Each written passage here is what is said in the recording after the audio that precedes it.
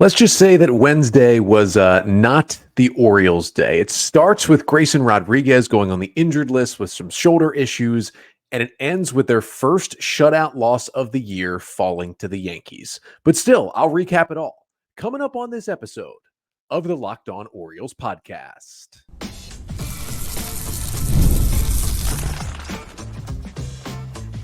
You are Locked On Orioles, your daily Baltimore Orioles podcast. Part of the Locked On Podcast Network, your team every day. Orioles fans, today is Thursday, May 2nd, 2024, and welcome back into the Locked On Orioles podcast, part of the Locked On Podcast Network, your team every day. As always, I'm your host, Connor Newcomb, and coming up on today's episode, we are going to recap the Orioles' 2-0 loss to the New York Yankees on Wednesday night, their first shutout loss of the season. Get you the 5 things you need to know from that one, including Corbin Burnes pitching well again, the bats going quiet, and a couple of relievers with their jobs on the line pitching really well for the Orioles. Then we'll get to the big roster move from Wednesday before the game. John Means has been activated. He is back, and it looks like he's joining the Orioles rotation.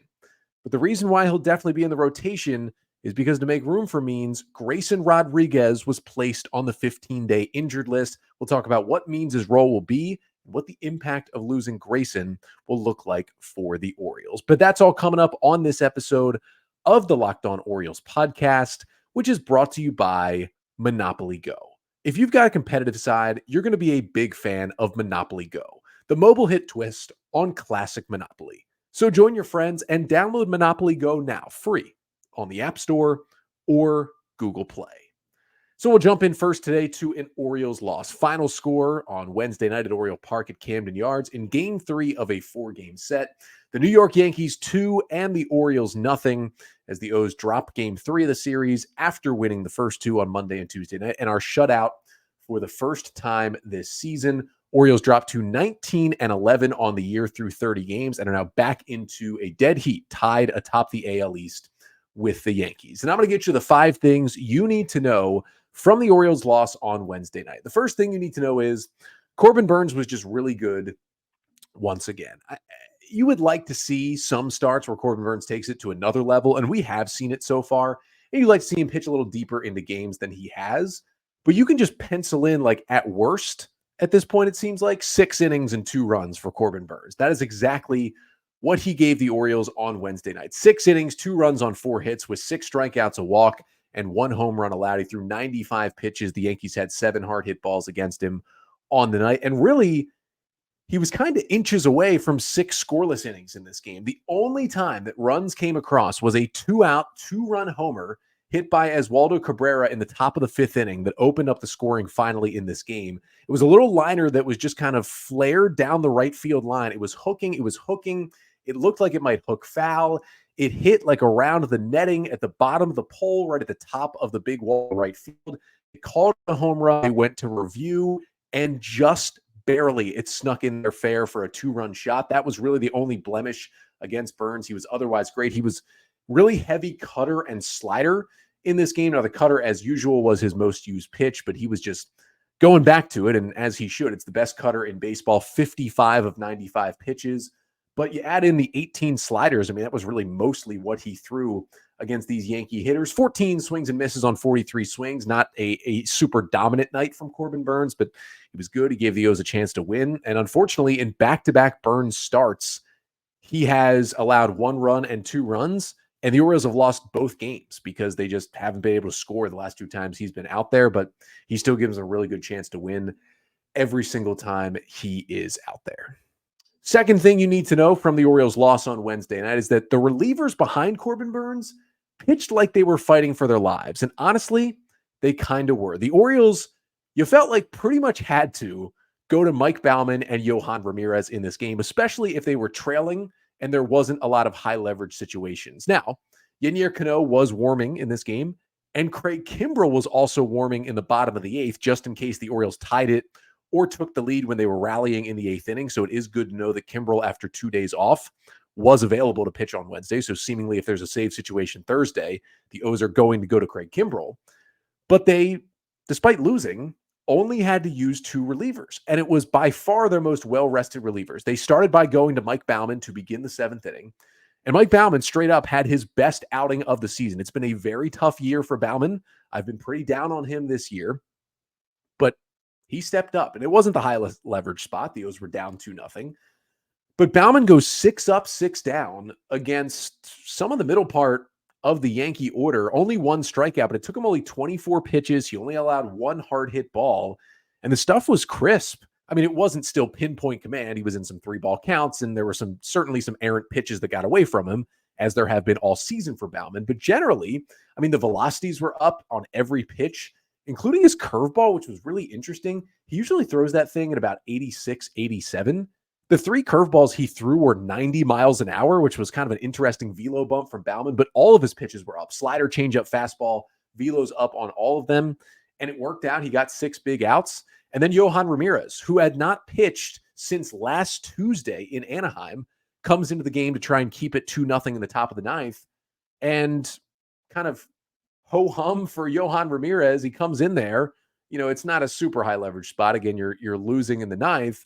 But it's Soto, Judge, and Stanton, and Ramirez goes strikeout, line out, ground out. Now, Judge and Stanton both hit the ball incredibly hard, but they were both outs, and he goes 1-2-3 in the top of the 9th inning after we kind of felt like the O's don't really trust him. They haven't used him in over a week. Why is he still taking up a roster spot? Well, he pitched well, and that sweeper he threw to Juan Soto to strike him out was nasty. I mean, we know that is by far Ramirez's best pitch. That pitch is kind of why he's on this roster right now. So it's kind of intriguing for both of them. You know, for Baumann, he's had a few more better outings lately, and this 6 up, 6 down, he looked much better. And then for Ramirez, you have to think, okay, you know, he doesn't pitch for 8 days. What are the O's doing? Well, maybe they were using that time to really implement some of the tweaks they'd like to see Ramirez make, like in his side sessions, in his bullpens. They spent more time differing with maybe his approach angle or his windup or his pitch mix or whatever it is. They had some time to work with him. But you still got a decision to make on these 2 guys, because I said they're pitching for their lives. They kind of are. Now, they got a little bit of a break on Wednesday, which we'll talk about. John Means came back, but Grayson Rodriguez went to the IL. So to get Means and Bradish back this week, the O's now only had to make 1 DFA move because Rodriguez went on the IL. Now, with Craig Kimbrell warming on Wednesday, that tells me that he's not going on the injured list. So there still has to be 1 move made. And you basically have 3 options. It's option Keegan Akin, it's DFA Mike Baumann, or it's DFA Yohan Ramirez. Keegan Akin's been too good lately to send him down. So that's what it kind of was, a fight for the final bullpen spot between Ramirez and Baumann on Wednesday night. They both pitched well. I would still lean Baumann stays just because he has such a longer track record with the Orioles, but we shall see. I mean, you like to see 2 guys fighting for their lives and pitching well in doing it. Third thing you need to know from that loss on Wednesday is that the Orioles bats they never got it going. They were shut out for the first time this season, no runs on just 3 hits in this game. Just a forgetful night for the O's offense. Worked only 2 walks, struck out 10 times. Just kind of an ugly offensive performance against Luis Gil, the right-hander for the Yankees, who had a solid year coming in, but hadn't been great. He goes 6 1/3 scoreless, 2 hits, 5 Ks, and a walk. The Orioles only had 4 hard hit balls. They all came against Luis Gil. They did not have one against the bullpen because Gil seemed to be throwing a lot of pitches down the middle, and he has some solid ride on his fastball, which he was throwing heavily. He's just fastball, changeup, slider. The O's just could not square him up all night, didn't get good contact. And when the bullpen came in, they didn't square anybody up. Caleb Ferguson got 2 huge outs. They went to Ian Hamilton in the 8th. That was really the only time the Orioles rallied. Leadoff walk to Cedric Mullins. Heston Kjerstad hit by a pitch, first and second, no outs in a 2-0 game. They go to Anthony Santander, who had the day off, as a pinch hitter off the bench for Ramon Arias. He pops out, and then they go to Clay Holmes. And Clay Holmes is ridiculous. I mean, it's crazy the Yankees got him from the Pirates a few years ago for basically nothing. He is a top 5 closer in baseball. This could be a big part of this division race. The Yankees have their Felix Bautista, and the O's don't have theirs. I mean, Clay Holmes is unbelievable. He's basically throwing a 97-mile-per-hour screwball. That's how much his ridiculous sinker moves, and he had it, I mean, working. Absolutely working on Wednesday night, and there's nothing the Orioles could do. We got the final 2 outs of the 8th to get out of the jam. Ryan O'Hearn got a leadoff single off him in the 9th, but then he just mowed down the next 3 hitters to end the game. I mean, literally, he's throwing that thing up to 98. 98.2 is his hardest sinker, and it just runs across the zone like no other pitch in baseball. It looks like right-handed peak Zach Britton. That's what Clay Holmes can do. It's kind of unfair to watch him, and the Orioles tried their best. They tried to rally in that 8th inning, but just overall in the night, just really nothing going for this O's offense. But the fourth thing you do need to know from the Orioles loss is that Heston Kjerstad provided at least a little bit of the spark for the O's. Got just his second start since being called up for the Orioles early last week, starting in right field and hitting 8th. As I mentioned, Santander did get the day off briefly before pinch hitting in the 8th inning, but Kjerstad got his first hit of the season for the Orioles. A single in the 3rd inning, 102.3 miles per hour off the bat against Luis Gil. Then had a couple of outs on the day before getting hit by a pitch and luckily seemed to be okay. Ball got him on the finger, but he looks good to kind of continue that rally or really turn it from a leadoff runner on into a rally in the 8th inning, which was nice to see. And he also made a really nice sliding catch for Corbin Burnes' final out in the 6th inning out in right field. And Kjerstad in his first start in Anaheim last week had a lot of trouble defensively in right field, but looked better out there in this one. All good signs for Kjerstad. I talked about it when he was called up last week. There's really no place for him to play, especially against righties. There's just too much talent ahead of him. So I said, yeah, he might start like when someone gets a day off, aka Santander in this one. But mostly he'll be a pinch hitter because with Jackson Holliday down, either Ramon Arias or Jorge Mateo has to start every game for the Orioles and hit 9th. So when a tough righty reliever is in there and it's a key spot late and Arias or Mateo comes up, Kjerstad is just kind of the perfect pinch hitter to bring in off the bench. That's just going to continue to be his role, I think, until the O's get a little healthier and eventually Kjerstad does go back down to AAA. There might be an opening for him to play a little bit against left-handed pitchers, maybe even this weekend. The O's will see 2 lefties in Cincinnati this weekend. Cedric Mullins has been struggling so much against lefties. Maybe you sit him, you put Cowser in center, and maybe because the outfield's kind of small in Cincinnati, you can stick Kjerstad out in left field. We might actually see that in one of those games, but generally he's going to continue to be a pinch hitter. Nice to see him get a hard hit knock on Wednesday. And briefly, the 5th and final thing you need to know from the Orioles 2-0 loss to the Yankees on Wednesday night is that Juan Soto didn't really back up his words from Tuesday. Soto with a 1 for 3. He had a single and a walk in this game, but he was also struck out by Yohan Ramirez in the 9th inning. He was also kind of oddly caught stealing at third base in the 6th inning of this game as well. He did not look good defensively in right field, mostly on Tuesday night, but I didn't get a chance to talk about this on Wednesday's episode because I think the quote had come out, I believe maybe while I was recording on Tuesday night, or I just didn't see it when the quote came out. I talked a little bit about Soto's mammoth solo homer off Dean Kramer in the 6th or 7th inning of Tuesday's Orioles win. And I'd seen there was a little bit of a stare down on Kramer, but I hadn't thought too much of it. And then Soto had a quote after the game Tuesday night that was like, basically, Dean Kramer, he was asked, why'd you stare him down? He was saying Dean Kramer didn't like the shuffle. And he said, quote, I bet he didn't like the homer too. First of all, there was nothing really going on. If you watch that at bat or all the meetings between Kramer and Soto on Tuesday night, it didn't seem like there was anything going on where Dean Kramer was like, I don't like the Soto shuffle. And then, listen, I get it. I like the trash talk. I think it's good for baseball to, getting guys riled up and bringing some flair to the game. And I generally like Juan Soto. He's an incredible player. I mean, to me, he's a future Hall of Famer. I mean, just unbelievable batter's eye, unbelievable power, bad defender, but he's a fan. He's a top 10 hitter, easily top 10 hitter in Major League Baseball right now. He's a fun player to watch when he's at the plate. But I don't know. Is it something about just putting on those pinstripes and putting on a Yankee uniform that makes you insufferable? Like, why say that after you lose? Like, if you hit a go-ahead homer in the 9th inning and you felt disrespected by the other pitcher, yeah, say what you want. But, you hit a homer in a 4-1 game to make it 4-2, and then you lose 4-2 after Dean Kramer kind of deals for 7 innings on Tuesday night. And you're saying, he didn't like the shuffle. I bet he didn't like the homer too. Like, you had a chip on your shoulder. Like, you lost the game. And I don't mind guys saying stuff like that. I mean, the Orioles are smart and they're not a loser franchise, so they don't throw at players on other teams because that is idiotic. And anyone saying, oh, Soto should have taken one on the ribs, yeah, that's loser mentality. That's not how baseball is played. Like, welcome to 2024. Like, get out of that stupid trying to injure other players mindset. But it was really funny to see it from Soto because it was almost like, I don't really care about the comment itself. It's just more funny because he said it after the Orioles won. But like, why would you set yourself up for that? I mean, I said it on Twitter, like this was the easiest alley-oop that a player has ever given to another team's fan base with a quote like that. Like, you're just asking yourself to be dunked on. And of course, that is exactly what happened on Tuesday night. I don't get the mindset of losing that game and saying that. I don't have a huge problem with the quote itself, but it's like, nothing really happened, dude, and you lost the game. Like, save it for a win. Is what it is. Just wanted to address it. It was kind of a weird, funny thing that happened on Tuesday night. But either way, the Orioles just bats weren't there. Shut out for the first time this season with a 2-0 loss on Wednesday. But even with the loss, you could probably argue the loss wasn't the worst news the Orioles got on Wednesday because they lost Grayson Rodriguez for a little bit of time. That is much worse than one loss on May 1st. So Grayson going on the IL. We'll talk about what the injury is, what the fallout could be. That is coming up next.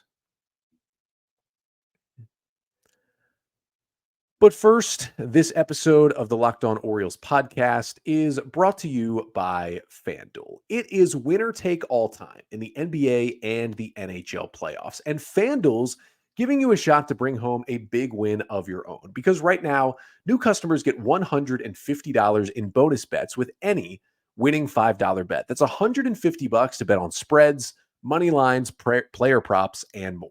Just visit FanDuel.com/lockedon and make every playoff shot count at FanDuel, America's #1 sportsbook. And today's episode of the Locked On Orioles podcast is also brought to you by Monopoly Go. Now, I got to pause here to talk about Monopoly Go because in this game, you could team up with friends for timed tournaments where you work together to build up each other's boards. The more you win together, the more awesome prizes you unlock. And there's so much you can get: unique stickers, cool new playing pieces, and hilarious emojis for taunting your friends. Plus, Monopoly Go feels new and exciting every day with constantly changing tournaments and challenges. And there's always new timed events that help you win big, like massive multipliers for everything you win or rent frenzies. There's always something fun to discover in Monopoly Go. So get off the bench and go download it now, free on Google Play or the App Store. That's Monopoly Go. Game on.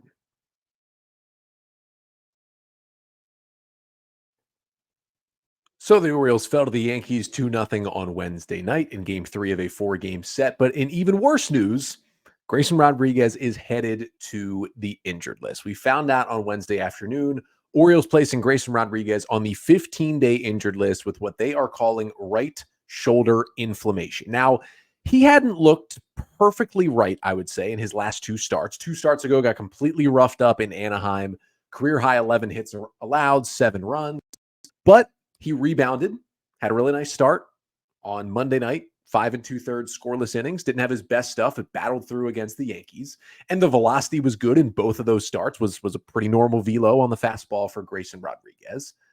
But he goes on the injured list. And Brandon Hyde talked about it to the media before Wednesday's game, said he woke up Tuesday with some soreness, and Hyde used the word precautionary for putting him on the IL. It was kind of a similar vibe we heard from Hyde when they put Tyler Wells on the injured list a couple of weeks ago with that elbow soreness. They said, hey, this is more precautionary. You know, we're going to let him sit for a few weeks and then kind of reevaluate him and get him back on the field. It seemed like a similar thing for Rodriguez. And, you know, if it's a minor injury, you'd rather it be the shoulder than the elbow. And a lot of pitchers' elbows and shoulders are just sore all the time. So this could potentially be, I would say not super likely, but potentially be a way to just say, hey, he did wake up more sore in the shoulder than he's ever been. So the Orioles just said, well, this could be a good way to just give him a little bit of a 2-week breather, right? We'll have him skip 2 or 3 starts here, put him on the injured list, and just reset, take a breath, and come back in late May to rejoin the rotation. It would be nice if that was the only reason, right? Like at most he misses a month. He comes back to the O's in late May or early June and rejoins the rotation. But also, you know, they did some testing and Hyde said, quote, we're staying optimistic and he hopes Rodriguez is only out a few weeks. But it could be more. You just never know. It is still, although not an elbow, still technically, I would guess, an arm injury. And shoulders give pitchers problems too. It's not just elbows. A lot of pitchers have shoulder problems. And when you're talking about major injuries, not saying that this Grayson injury is a major injury, but when you're comparing major injuries, you'd almost rather have a major injury to your elbow than your shoulder at this point, because Tommy John surgery honestly has a higher success rate than some of these shoulder issues that guys come up with that kind of plague them for the rest of their careers. Not saying that's what's happening with Grayson. Seems mostly, again, precautionary from Hyde, hoping to get it back in a few weeks. I would say my guess, not being a doctor at all, from just seeing what the Orioles do and what Brandon Hyde says, maybe you hope he's out for about a month and he comes back, but that's still a big blow to this Orioles rotation, which felt like it was finally getting healthy, right? You were getting John Means and Kyle Bradish back this week. You were like, we're putting the whole gang back together. And then you already have Tyler Wells on the IL, and there goes Grayson Rodriguez, who had been having a great season so far. I saw someone talking about this in Major League Baseball media on Wednesday saying, they were talking about how just with how good Grayson Rodriguez is and how good his stuff is, you felt like his numbers should have been better this year. And so they felt like this could be an answer to why they haven't been just a tick better. That's possible as well. And again, the hope is he rests for 3 weeks and by June 1st, he's back in the rotation, gets a good rest, a good reset, and he's ready to be, a number 2 or 3 in this Orioles rotation. I mean, it's still been a good year. 6 starts, 34 innings, a 3.71 ERA for Grayson with a 25% strikeout rate, which is good, 8% walk rate, which is solidly low as well for the young right-hander. But again, it was planning to be his first, legitimately full major league season was going to be here in 2024, and there could always be setbacks, and we'll just keep monitoring this. It just stinks that you're getting other guys healthy, and then, of course, Grayson Rodriguez goes down. He's been really good. He's helped the Orioles win a lot of games this year. We shall see, right? We shall see how they can get through this, how Grayson recovers. Hopefully it is just a short-term thing, but we'll keep you updated, obviously, the next few weeks as we get more updates ourselves on what exactly is going on with Grayson Rodriguez's shoulder. But the one lucky part of it is we don't have to scramble to be like, who's going to take his rotation spot? That's kind of what we had to do a couple of weeks ago when Tyler Wells went on the injured list. Now, luckily, Albert Suarez came up, put up back-to-back good starts. We're like, all right, we feel good about this. Right now, you have kind of these easy replacements because John Means and Kyle Bradish were already set to come back this week. And there were these questions of how are they going to fit both of them in this Orioles rotation right now? Well, you answer those questions because unfortunately, Rodriguez is going on the injured list to open up a spot. But that means that John Means seemingly has a rotation spot. And so it was John Means who was activated back to the roster to take Grayson's spot on Wednesday. And coming up next, we'll talk about why this is the timing for Means and what his role is going to look like now that he is finally back with the Orioles. But first, this episode of the Locked On Orioles podcast is also brought to you by Prize Picks. Now, the Major League Baseball season is officially underway, and you don't want to miss your chance to add your favorite players from the diamond in your Prize Picks entries. Whether it's strikeouts, RBIs, or first-inning runs, take your pick of more or less. It's just more or less, and add them to your Prize Picks entries today. You could win 100 times your money with baseball and the NBA playoffs as well. It's Prize Picks. You just pick more or less. So say it's the NBA playoffs. Say it's Nikola Jokic. It's 8.5 assists. More or less, that's all you got to pick to add it to your entry. So download the app today and use code LOCKEDONMLB for a first deposit match up to $100. Again, download the Prize Picks app today. Use code LOCKEDONMLB for a first deposit match up to $100 at Prize Picks. Pick more, pick less. It's that easy.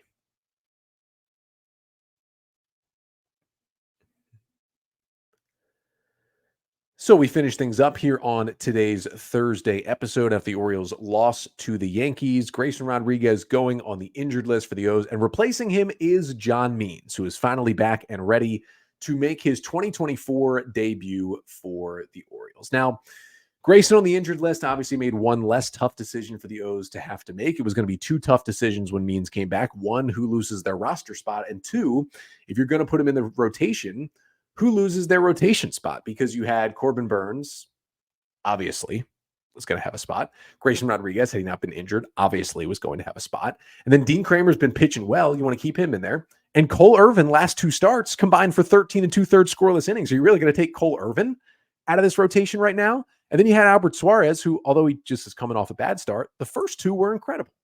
Now, most people had agreed, okay, probably Albert Suarez, his stuff would play up in the bullpen. I still think that's what they're going to do, that Suarez is going to move to the pen. Remember, it's both Means and Bradish who are scheduled to come back this week. So it was like, how do you clear out 2 rotation spots? You could clear one with Suarez, and now the other one gets cleared by Grayson going on the injured list. So it's seemingly, at least for now, that Means will take Grayson's spot in the rotation. And it had been kind of a rocky road for John Means. He came back from the Tommy John surgery back in September after a setback with a back issue. He got the TJ all the way back in April of 2022. September of last year, finally returns, 4 solid starts, then has some more soreness in the elbow and the forearm. They scratch him. They don't put him on the playoff roster. The Orioles really slow play his offseason just to make sure he's healthy. Doesn't even pitch in spring training. Basically, April in AAA was his buildup, was his spring training, and he had some tough starts to look at, but he finished really strong. 7 scoreless, 1 hit, 8 Ks, and 1 walk Sunday in Norfolk in his final rehab outing. He also threw 95 pitches in that one, which tells me he is fully built up to be a starter. And while the Orioles officially activated Means on Wednesday, he is not only in Baltimore, he is currently on the active roster as we speak.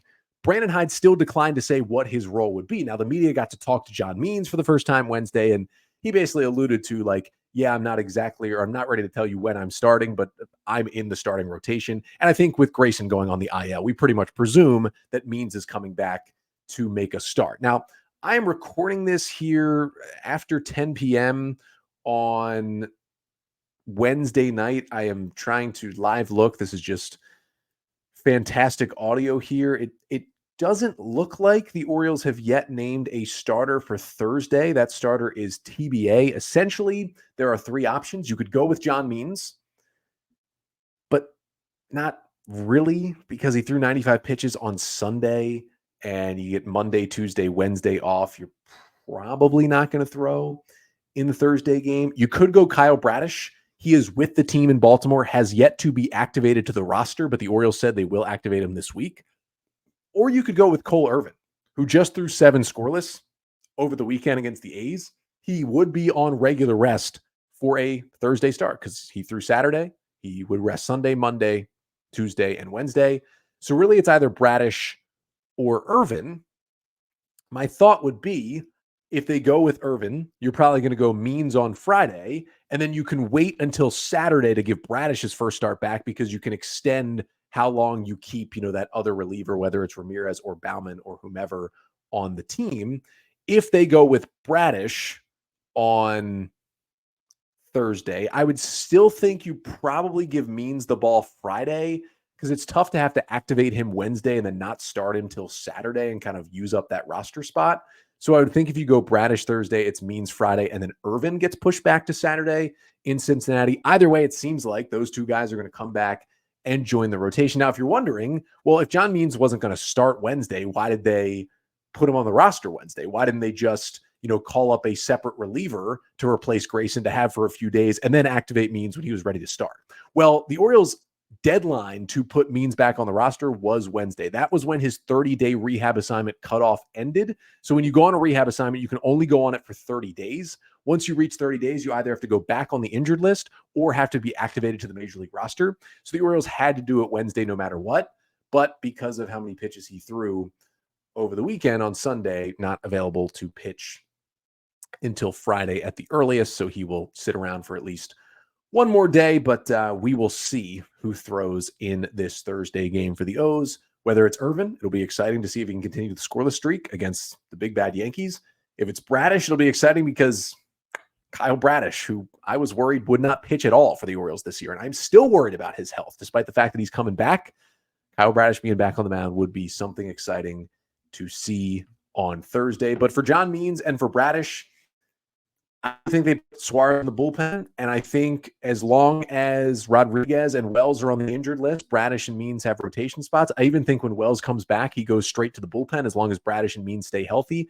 Then when hopefully Grayson comes back in a few weeks, that's when you make the tough decision of who goes to the pen. But for now, all those other guys have a rotation spot. That'll do it for this episode. Again, we're still waiting on who is going to throw on Thursday, but whoever it is that throws in the final game against the Yankees on Thursday, it is a matinee, a little day game for the Orioles on getaway day before they head to Cincinnati this weekend to take on the Reds. We do know that it will be Carlos Rodon who will pitch for the Yankees. The veteran left-hander, after a disastrous 2023 in his first year with New York, been good this year. 6 starts, has a 2.48 ERA, coming off a great start in Milwaukee over the weekend. 6 innings of 1-run ball with 8 strikeouts.